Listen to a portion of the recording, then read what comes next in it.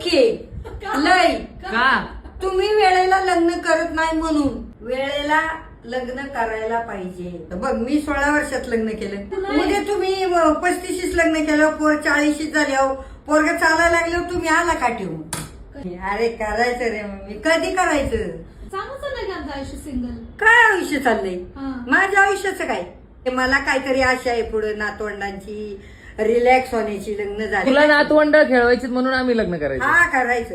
अगं काय मम्मी तू लग्न चालवलंय ती मध्ये श्रद्धा कपूर तिने काय लग्न केलं का अजून. तू काय श्रद्धा कपूर आहेस का.